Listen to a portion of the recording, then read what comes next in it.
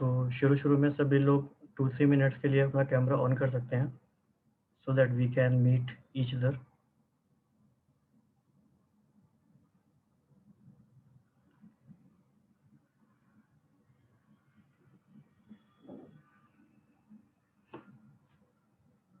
Hopefully सभी कर लेंगे।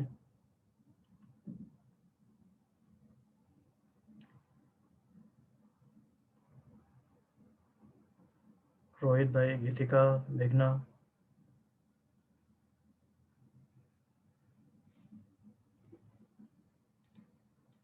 ऐसा लगना चाहिए ना हम सब लोग साथ साथ में एक दूसरे के साथ बैठे हैं।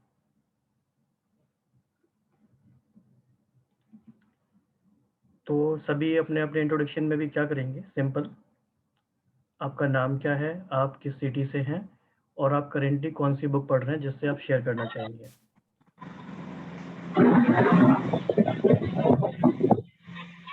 ऑडियो बाय डिफ़ॉल्ट सब अपना बंद रखेंगे, सिर्फ जब भी बोलना होगा तभी ऑन करेंगे, अदरवाइज वो काफ़ी बैकग्राउंड नॉइज़ आता है।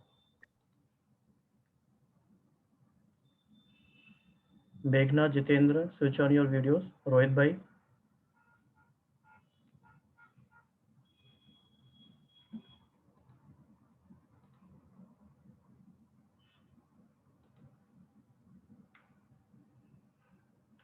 हाँ जी।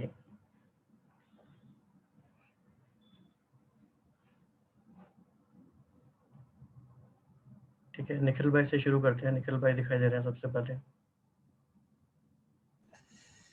Okay, thank you. Good evening, everyone.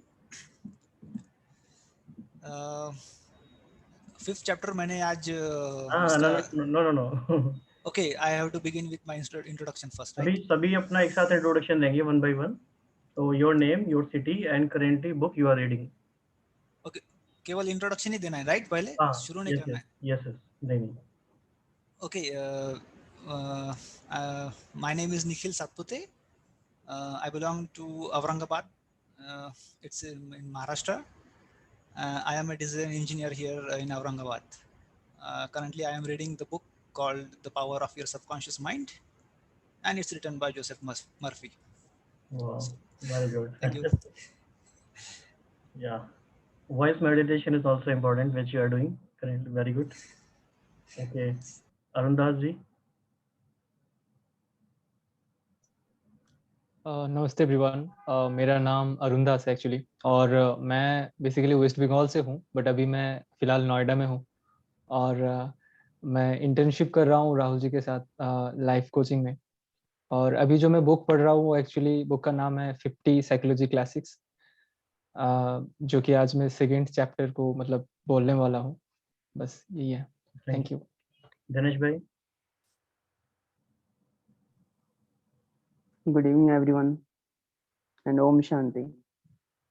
मेरा नाम दिनेश अग्रवाल है, बेसिकली अलीगढ़ से बिलोंग करता हूँ। आजकल अभी बहुत बेहतरीन जगह माउंट आबू में हूँ, और जो मेरी बुक है वो एक काउंसलिंग एंड स्पिरिचुअल हेल्थ करके एक कोर्स है, 1 ईयर डिप्लोमा कोर्स। उसकी तरफ में से ही कुछ चैप्टर्स से मैं यहाँ पे सब लोगों को बताता हूँ। Thank you. अच्छा जी।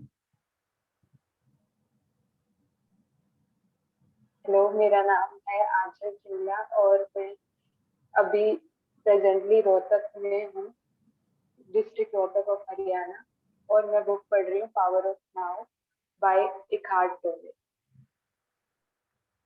देखना। Hello everyone. My name is Meghna and I'm from Meerut, but right now I'm in Noida, and currently I'm reading Time Management by Brian Tracy. Actually, we can't see non-video participants, so we are not asking to them to share anything. So if they want to share anything, they have to switch on their videos. If anybody is left, Ritik Pandey, Rohit.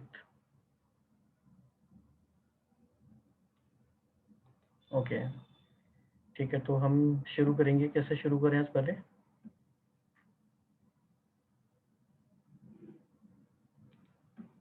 Okay, Surajkant is also joining us. Let us see.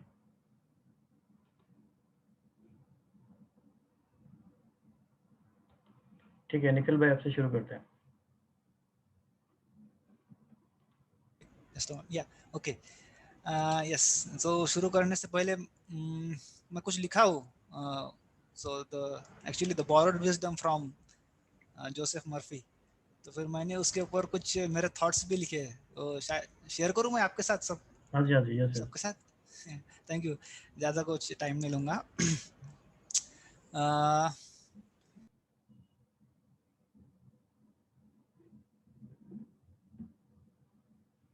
Mute हो गए आप निखिल भाई, you are mute. Okay. कैमरे का resolution ठीक नहीं है, so please bear with me. Thank you. So last chapter में हमने देखा कि condition your mind to the point of belief where our subconscious mind response to the belief. So इसके ऊपर लिखा हूँ मैं how to condition our mind, benefits of conditioning and the tool I used or we all can use for conditioning. So actually what is conditioning? Conditioning is believing in your belief, having faith in your faithful servant called subconscious mind. So this is my thought. Please you can be your own judge. If you like, accept, or else you can move with your own thought. So so this is what is conditioning according to me. And what are the benefits of conditioning, that also I have written. Sorry, I feel मुझे English में लिखना अच्छा लगता है, बोल नहीं सकता हूँ मगर लिख लेता हूँ अच्छी खासी. So conditioning our mind is like laying the foundation of thoughts which are constructive in nature. Thereby a strong foundation of mind will lead to multi-story building of great thoughts. So these are the benefits of conditioning. And the tool which can be used for conditioning is we all know Brahma Kumaris or Sister B.K. Shivani. So we can use the tool which is taught in Raj Yoga meditation, or maybe we all can search B.K. Shivani on YouTube. So my tool, or we can use this tool, is like to be seated on the seat of self-respect. So self-respect यानी सम्मान कहेंगे, या कोई positive affirmation, या कोई happy thought. So to be seated is like continuous flow of positive thoughts or happy thoughts throughout the day. तो ये है the tool which we can use for conditioning our mind, so that our subconscious mind will be active more and more and will respond to our belief. So the fifth chapter I begin with mental healings in modern time. So there are 3 questions. What is that heals? What is that heals? Where is the healing power? And how it can be put to practical use? So these 3 basically are the questions, and author is providing answers to these questions. Author ने इन तीनों question का विस्तार किया है इस chapter में. तो केवल I brief how author is giving answers to all these questions. So in modern times the psychologist or psychiatrist makes मतलब effective change by removing the mental or emotional blockages of patient, so that the healing power from his mind can be released. So these are the psychologists or psychiatrists. Now the surgeon is also doing the same. blockages को remove कर रहा है, मतलब operate कर रहा है वो patient को, thereby enabling the flow of healing current through the body, so that all the organs of the body can be function normally. So author एक डॉक्टर है, फार्मासिस्ट है, तो ये सब उनका मोस्टली एक फिजिकल बॉडी को हील करने के लिए उन्होंने सबकॉन्शियस माइंड का यूज किया है. तो this are the things in the mental healings in modern times. और फिर author आगे कहते हैं कि mental healing is based on the infinite intelligence and the power of your subconscious mind, which responds according to our faith. आस्था, यानी कि जीवन का जो नियम है वो आस्था के ऊपर डिपेंडेंट है। ये उन्होंने उनके हिंदी वर्जन में मैंने पढ़ा है। सो आगे ऑथर कहते हैं कि believe you have received and you shall receive. So this is quite powerful sentence. Believe you have received, feel it practically, feel and you shall receive in reality. So thank you. Thank you. Thank you Nikhil भाई। हर बार हर session में कुछ ना कुछ upgrade होता जा रहा है, ये बहुत अच्छी बात है। तो प्रोग्रेस बिल्कुल लगातार प्रोग्रेस करेंगे और बहुत अच्छे से आगे इसमें और भी चीज़ें अच्छी होने वाली हैं। ठीक है, अभी हम सेकेंड स्पीकर पे आते हैं। नेक्स्ट कौन शेयर करेगा? आंचल जी आपसे करते हैं शुरू। हम जो बुक पढ़ रहे हैं उसका नाम है पावर ऑफ नाउ बाय इकहार्ट टोले। हिंदी में तो और भी ज्यादा पावरफुल लगता है इसका टाइटल, शक्तिमान वर्तमान। तो इसमें ऑथर हमें बेसिकली ये सिखा रहे हैं, ये बता रहे हैं कि क्यों प्रेजेंट में रहना जरूरी है। तो अब तक हमने इसके 4 चैप्टर पढ़े, उसमें ऑथर ने बेसिकली डायग्नोसिस किया प्रॉब्लम का कि गलती गड़बड़ हो कहाँ रही है, मतलब हम क्या क्या करते हैं जिससे हम प्रेजेंट में नहीं रह पाते। और जो चैप्टर 5th और 6th जो आज हम कवर करेंगे उसमें बेसिकली टूल्स बताए हैं किनको हम यूज करके प्रेजेंट में रह सकते हैं अच्छे से। तो अगर रिकैप करें तो हमने देखा था कि कैसे पास्ट और जो फ्यूचर है उनकी खुद की कोई रियलिटी नहीं है, दे हैव बोरोड रियलिटी। जैसे मून की खुद की लाइट नहीं होती, ऐसे ही पास्ट और फ्यूचर की खुद की लाइट नहीं है, बल्कि वो प्रेजेंट से अपनी जो एनर्जी है वो ड्रॉ करते हैं। उसके बाद हमने लास्ट सेशन में देखा था कि ऑर्डिनरी और डीप अनकॉन्शियसनेस का कॉन्सेप्ट क्या है, ईगो का कॉन्सेप्ट क्या है। तो इस तरह हमें प्रॉब्लम समझ आ गई। आज हम समझेंगे किन किन टूल्स का हमें यूज करना है। उनके स्टूडेंट उनसे बड़ा एक अच्छा क्वेश्चन पूछते हैं ऑथर से कि हमने इंटेलेक्चुअली तो प्रेजेंस की स्टेट को समझ लिया कि वर्तमान में रहना क्या होता है, ये हमने बुद्धि से तो समझ लिया क्या होता है, बट ये कैसे पता लगाएं कि जो हमने समझा है वो ठीक भी है या नहीं। तो ऑथर उनसे कहते हैं कि एक एक्सपेरिमेंट करते हैं जो हम सब भी कर सकते हैं। एक बार रिलैक्स होके अपने आप को विचार शून्य स्थिति में ले आते हैं, अपनी ब्रीथ पे फोकस करके अपनी आंखों को बंद करते हैं, क्लोज योर आईज, और अपने आप से एक प्रश्न पूछते हैं कि अगला विचार मेरे मन में क्या आने वाला है, और अलर्ट होके नेक्स्ट थॉट का वेट करते हैं। जैसे बिल्ली को इंतजार रहता है कि चूहा कब बिल से बाहर आएगा, ऐसे ही हम भी अपने नेक्स्ट थॉट के आने का वेट करते हैं। तो ये एक्सपेरिमेंट उन्होंने अपने स्टूडेंट से कराया और काफी टाइम बाद फिर उनसे पूछा कि क्या हुआ, तुम पता लगा पाए कौन सा थॉट आने वाला था। तो उन्होंने कहा नहीं, हमने काफी वेट किया पर उस टाइम पे कोई थॉट ही नहीं आया। तो ऑथर कहते हैं एग्जैक्टली यही प्रेजेंट की सिचुएशन है, प्रेजेंट में रहना इसी को ही बोलते हैं कि जब when you are free of thought, stillness हो और यू आर हाईली अलर्ट। पर जैसे जैसे जो कॉन्शियसनेस का ग्राफ डिप करता जाता है, नीचे गिरता जाता है, thoughts rush in and mental noise फिर से रिटर्न आने लग जाते हैं वापस। तो प्रेजेंट में रहने का मतलब यही है कि to deeply rooted within yourself. उसके बाद ऑथर हमें बताता है कि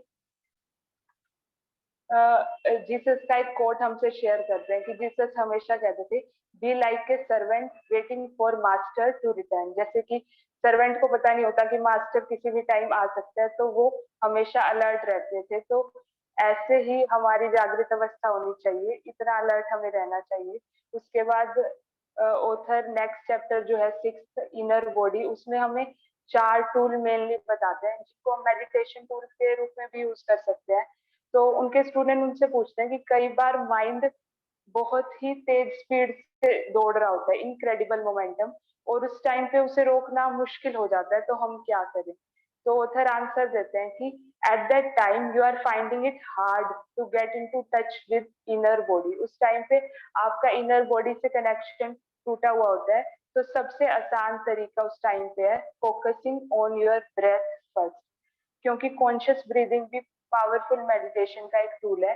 तो फर्स्ट टूल हम याद रख सकते हैं, कभी भी ऐसा हमारे साथ हो तो ब्रीदिंग पे फोकस करेंगे, उससे हम अपनी कॉन्शियसनेस को रिगेन करने में मतलब हमें बहुत हेल्पफुल रहेगा।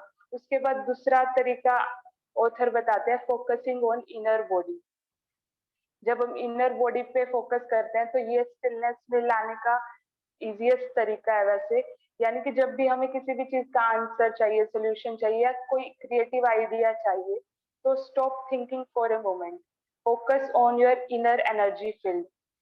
तो एक बहुत ही पावरफुल लाइन ऑथर बोलते हैं सेकंड पॉइंट में कि don't just think with your head, think with your whole body.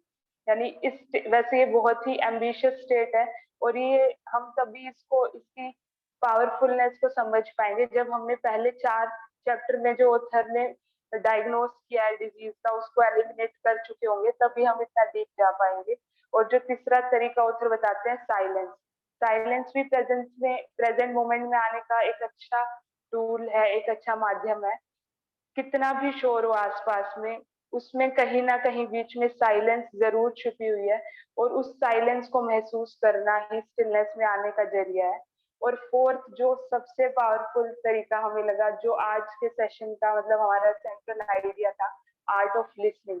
उसमें ऑथर कहते हैं कि ऑथर समझाते हैं कि लिसनिंग भी एक आर्ट है और लिसनिंग भी एक वैसे मेडिटेशन का टूल है। पहले ऑथर क्या कहता है वो समझते हैं। मैं ऑथर को वर्बेटिम कोट करती हूँ क्योंकि मैं 5-6 बार ये बात पढ़ चुकी हूँ और इतनी पावरफुल लग रही है कि बार बार इसे पढ़ती रहूं। When listening to another person, don't just listen with your mind, listen with your whole body. Feel the energy of your inner body as you listen. Take away attention from thinking, means there should not be mind interfering in between. Give other person space to be. This is the most precious gift you can give to somebody. इसके बाद जो listening भी एक meditation tool के रूप में हम कैसे यूज कर सकते हैं, इस पर थोड़ा सा शेयर करूंगी कि जैसे हम इतने ज्यादा अनकॉन्शियस स्टेज में रहते हैं कि आसपास जो छोटे छोटे पक्षियों की चहचहाहट की आवाज है, पानी की बूंद की गिरने की आवाज है, अपने ही कदमों की आहट है, या फिर आसपास के ट्रैफिक की आवाज है, उसको शायद इतना ध्यान से कभी नोटिस ही नहीं करते हैं। तो जब हम लिसनिंग को इतने ध्यान से करेंगे तो हर चीज हमें स्पष्टता से सुनाई देने लगेगी, और वो एक अलग ही स्टेज होगी। जैसे हमने जब से ये वाला पैरा पढ़ा है ऑथर का, तो आसपास की हर चीज बहुत ही क्लैरिटी से सुनाई दे रही है, पता नहीं एक अलग सा मिराकुलस थिंग हमें लगी। और उसके बाद कंक्लूड करते हुए ये कहना चाहेंगे कि ऑथर इस बुक के जरिए हमें एक विचार शून्य स्थिति में ले जाना चाहते हैं,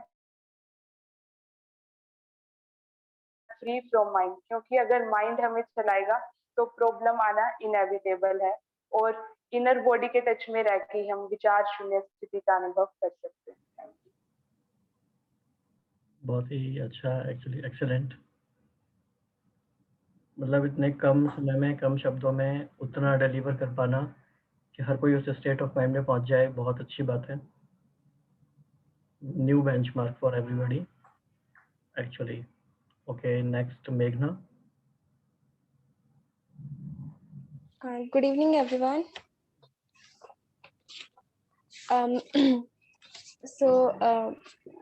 जो बुक मैं पढ़ रही हूँ वो है time management by Brian Tracy. So इसका फर्स्ट पार्ट मैं पिछले सेशन में कवर कर चुकी हूँ, तो एक क्विक रिव्यू ले लेते हैं पहले उसका, सो दैट हम आगे बढ़ पाएंगे, पता चलेगा कि हम कहाँ से छूटे थे और कहाँ पे जा रहे हैं। सो फर्स्ट चैप्टर में हमने डिस्कस किया था कि the psychology of time management, मतलब लॉ ऑफ कंट्रोल क्या है, ठीक है। इसके इंटरनल लॉकर्स और एक्सटर्नल लॉकर्स, बेसिकली जब पॉजिटिव फील करते हैं हम, जब हम ये समझते हैं कि हम हमारी डेस्टिनी हमारे ही कंट्रोल में है। हमारे थॉट्स, हमारी फीलिंग्स और किस तरीके से हमें ना रियलिटीज में बिलीव करना है कि मतलब हमारे बिलीव्स को कैसे रियलिटीज में कन्वर्ट करना है, फिर उसके बाद डिसीजन कैसे बनाना है। सो जैसे इस बुक का टाइटल है टाइम मैनेजमेंट, इसको सबको यही लगता है कि यहाँ पे हम सीखेंगे कि टेक्निक्स क्या है टाइम मैनेजमेंट की, जो कि 5, 6, 7 चैप्टर में है, बट उससे पहले हमें कुछ और चीजें सीखनी और देखनी जरूरी है। फर्स्ट, उसी के लिए ही आज सेकंड चैप्टर है डिटरमाइन योर वैल्यूज। अब द थिंग इज, ये क्वेश्चन आता है कि ये चैप्टर इतना इम्पोर्टेंट क्यों है। तो बेसिकली अपनी जो वैल्यूज है वो कहीं ना कहीं हमारे डिसीजंस को अफेक्ट करती हैं। तो ये बहुत इम्पोर्टेंट चीज है कि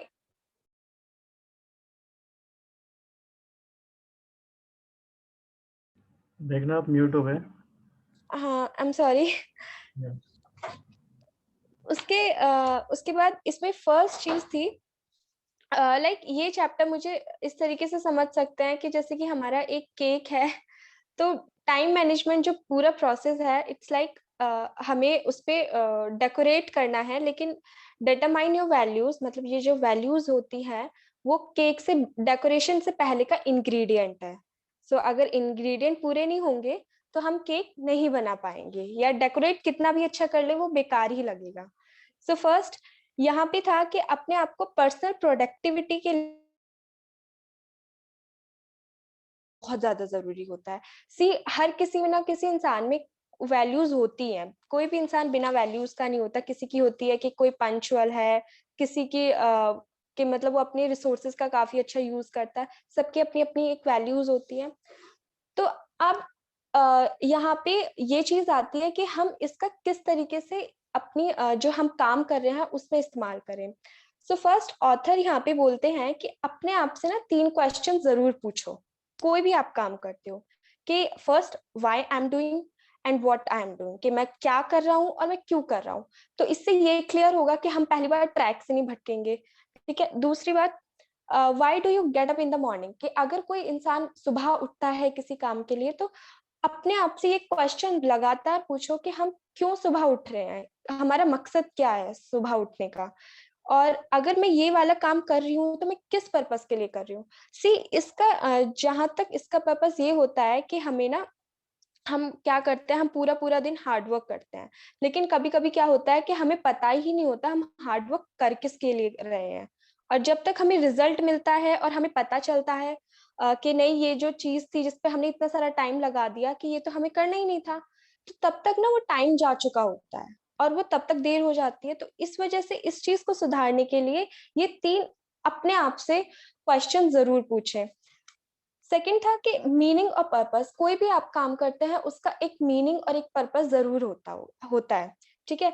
तो यहाँ पे एक क्वेश्चन है कि उसका पर्पस ढूंढने के लिए कॉन्स्टेंटली अपने आप से पूछा, कुछ भी कर रहे हैं कि मैं ये कर क्यों रही हूँ। जब आपके अंदर से ही वो आंसर आएगा तो वो चीजें क्लियर हो जाएंगी, आप कर क्यों रहे हैं और इसका मकसद क्या है। तो उससे ना प्रोडक्टिविटी इंक्रीज होती है और ज्यादा क्रिएटिव आइडियाज आते हैं।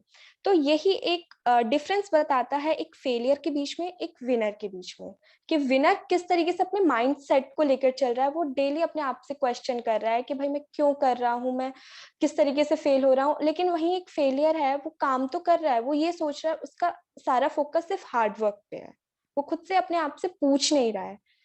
तो ये डिफरेंस है कहीं ना कहीं।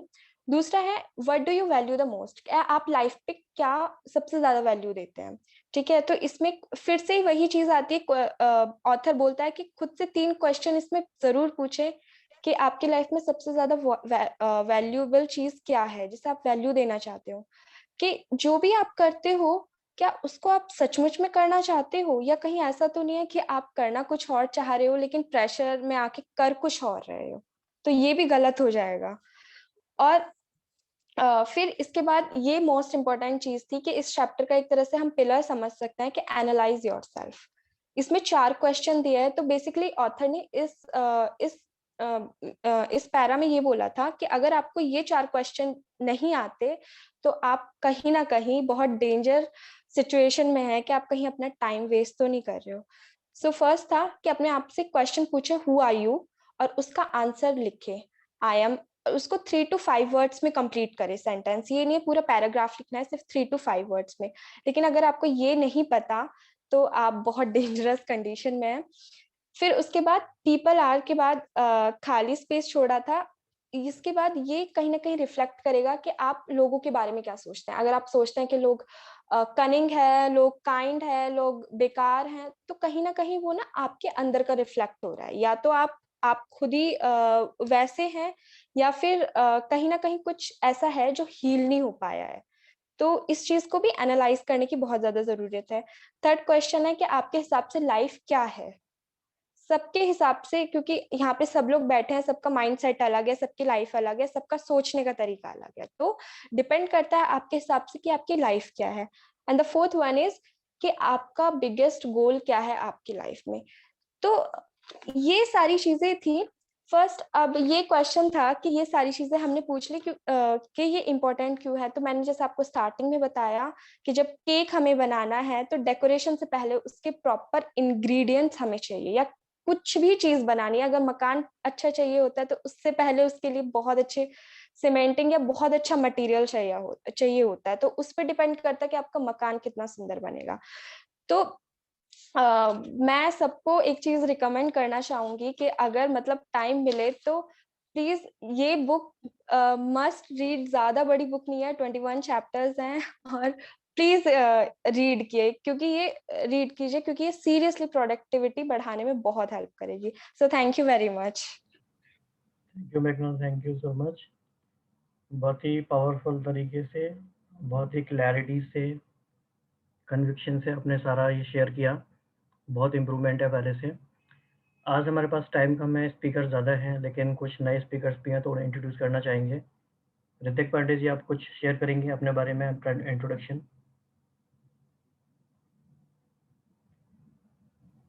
हेलो। अगर आप कनेक्ट हो पाए तो। हेलो सर, आवाज़ आ रही है मेरी? हाँ जी, आपका, हाँ, हाँ तो आपका नाम बताइए, आप कहाँ से हैं, क्या करते हो? सबसे पहले सबको मेरा नमस्कार। मेरा नाम ऋतिक पांडे है, और मैंने जिस बुक को चुना है वो है the power of subconscious mind. So basically मैंने इस बुक को चुना इसलिए क्योंकि मैं जिस फील्ड में हूँ उस फील्ड में डिस्ट्रैक्शन बहुत ज़्यादा होती है। मैं एक एक्टर हूँ, अभी मेरे ऑडिशंस के दौर चल रहे हैं, तो इस फील्ड में ना डिस्ट्रैक्शन बहुत ज़्यादा होते हैं, because there are a lot of greats in cinemas. तो कभी होता है कि हम ये चुने या फिर वो चुने, तो इसलिए मैंने इस बुक को चुना है, और इससे काफ़ी कुछ सीखने को मिल रहा है। अभी तो इसको ऑर्डर किए हुए मुझे 2 दिन हुए, 2 दिन से मैं इस बुक को पढ़ रहा हूँ। तो बुक के इंट्रोडक्शन या फिर उसके टॉपिक से पहले मैं आपको कुछ अपना चीज़ शेयर करना चाहूँगा। जब मैंने ये बुक ऑर्डर किया था उसके पहले मैंने एक शेड्यूल बनाया था कुछ हट के पढ़ने के लिए। बेसिकली होता क्या है कि हम जब किसी भी किताब को पढ़ते हैं तो चैप्टर वाइज पढ़ते हैं। मैंने उसको अलग कर दिया। मैंने पहले ये सोचा कि मैं इस बुक को पढ़ इसलिए रहा हूँ ताकि मेरा कुछ इससे फायदा हो। तो क्यों ना जो मेरे अंदर कमियां हैं अगर उसके आंसर्स उसमें लिखे हैं तो पहले उसको रीड की जाए। इससे एक पर्सनल बेनिफिट ये होगा कि जब हम इस किताब को खत्म करेंगे तब तक वो सारी चीजें हमारे अंदर अप्लाई हो। जब हम पूरे चैप्टर्स को पढ़ते हैं उसके बाद अलग से सोचते हैं और फिर उसके बाद उसको अप्लाई करते हैं, उससे अच्छा है कि उसको मैंने निकाल दिया और अपने तरीके से मैंने उसको पढ़ना शुरू किया। तो मैंने कुछ यहाँ पे पॉइंट्स लिखे हैं, तो जो जिसके बारे में बताने वाला हूँ वो है how our mind work.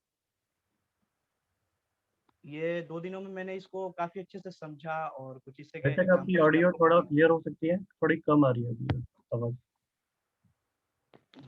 Hello, आ रही है अब सर? हाँ, बेटर, इट्स बेटर, यस। हाँ, तो ये टॉपिक ये है कि हाउ आवर माइंड वर्क। काफी इंटरेस्टिंग टॉपिक लगा मुझे। तो होता क्या है कि हमारे जो दिमाग में 2 प्रकार के बेसिकली पार्ट्स हैं, जिसको एक कॉन्शियस माइंड बोलते हैं और एक सबकॉन्शियस माइंड बोलते हैं। जो कॉन्शियस माइंड है उसका 10% का हिस्सा हमारे मस्तिष्क में है, और जो सबकॉन्शियस माइंड है वो 90% है। तो होता ये है कि जब हम किसी चीज को सोचते हैं या फिर उसके कोई हमारे अंदर थिंकिंग जगती है, मान लीजिए कोई किसी चीज को हम सोचते हैं, ज्यादा सोचते हैं वो कॉन्शियस माइंड है, और जो सब कॉन्शियस माइंड है उसका कुछ काम नहीं है। वो कभी आपसे सवाल नहीं करता, वो सिर्फ आपको जवाब देता है। जैसे मान लीजिए, इसको एक सिंपल से उदाहरण से समझा जा सकता है कि यदि सब कॉन्शियस माइंड एक शिप है, तो जो हमारा कॉन्शियस माइंड है वो उसका कैप्टन है। वो उस तरीके से वर्क करता है जिस तरीके से सब कॉन्शियस माइंड को चाहिए। यहाँ पर एक चीज मैंने देखा था कि जब भी कोई शांत चीज हम सोचा करते, जैसे मान लीजिए कि अ, अगर मैं किसी चीज के बाद किसी मेडिटेशन के बारे में मान लीजिए मैं सोच रहा हूँ, तो वो जो एक्शन है वो कॉन्शियस माइंड हमारा लेगा। सब कॉन्शियस माइंड सिर्फ हमें बता सकता है कि तुम ये करो, वो कभी हमसे सवाल नहीं पूछेगा। तो एक मैंने यहाँ पर एक इसको और थोड़ा अच्छे से थोड़ा सा जितना मैं बता पा रहा हूँ उस हिसाब से मैं एक चीज बताना चाहूंगा कि एक मैंने कहानी पढ़ी। एक राजा था, उसने एक किसी इंसान को सजा दिया था, और वो उसने उसको सजा ये दिया था कि तुमको हम पिंजड़े में डाल के और 2 एनाकोंडा सांप से तुम्हें हम डसवा देंगे, तुम्हारे मुंह पे पट्टी बंधी होगी। हुआ ये कि उसको ले जाया गया सजा देने के लिए, और उस पिंजड़े में उसको डाल दिया गया। जब उसको उस पिंजड़े में डाला गया तो उसके ऊपर पट्टी बंधी हुई थी, उसकी आंखों पे पट्टी बंधी हुई थी। इससे वो जो था तो वो कुछ देख नहीं पा रहा था। बस उसके दिमाग में जो उसका कॉन्शियस माइंड है वो उससे ये सवाल करता जा रहा था, सबकॉन्शियस माइंड से ये सवाल कर रहा था, ये जो कॉन्शियस माइंड है वो सबकॉन्शियस माइंड से ये सवाल कर रहा था कि पॉइजन से क्या होता है। तो सबकॉन्शियस माइंड उसको बताता है ये कि इससे तुम्हारे शरीर को बहुत इफेक्ट पड़ेगा, तुम मर जाओगे 5 मिनट के अंदर।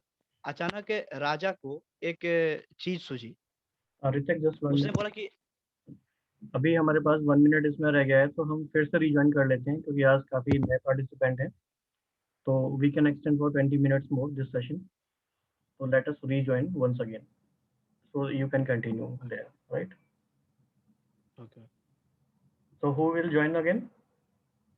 Yeah, few participants are okay. Let us rejoin.